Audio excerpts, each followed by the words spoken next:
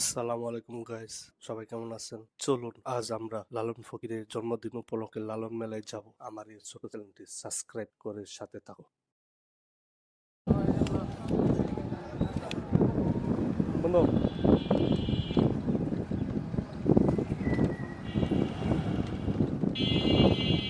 এত কাঁপতে তো হবে না, আস্তে যাচ্ছে স্যার।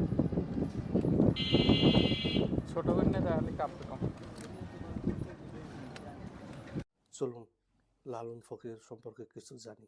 লালন ফকিরের জন্ম তারিখ এবং পরিবার সম্পর্কে ঐতিহাসিক নির্দেশক কোনো তথ্য পাওয়া যায়নি। বিভিন্ন সূত্র থেকে বিভিন্ন তথ্য পাওয়া যায়। তবে অনেকে মনে করেন তিনি 1774 সালে জন্মগ্রহণ করেছিলেন।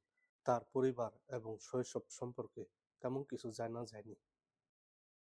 লালন ফকির মৃত্যুবরণ করেন 1890 সালে 17ই অক্টোবর। কুষ্টিয়া শেউরিয়া তার মাজার প্রাঙ্গণে তাকে সমাধি করা হয়। এই তারিখে তার মাজার প্রাঙ্গণে একটি বড় মেলা অনুষ্ঠিত হয়। এখানে বছরে 2বার মেলা অনুষ্ঠিত হয়।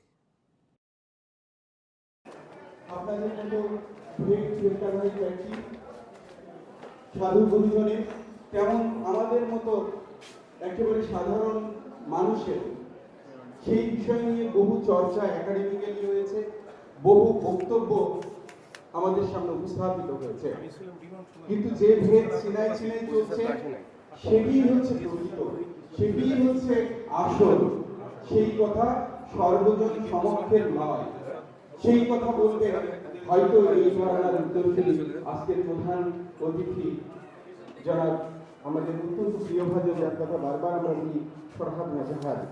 তিনি তার নানান বক্তৃতায় নানান আলোচনায় বলেছেন, তিনি এটিকে ধারণ করেছেন, লালন করেছেন এবং সেটিকে বহন। পবিত্র মাহে রমজান উপলক্ষে বর্তমানে লালন ফকির মেলাটি তেমন জমজমাট হয়নি।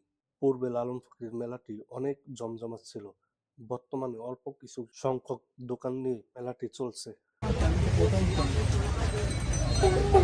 একটা ছবি তোলার দরকার।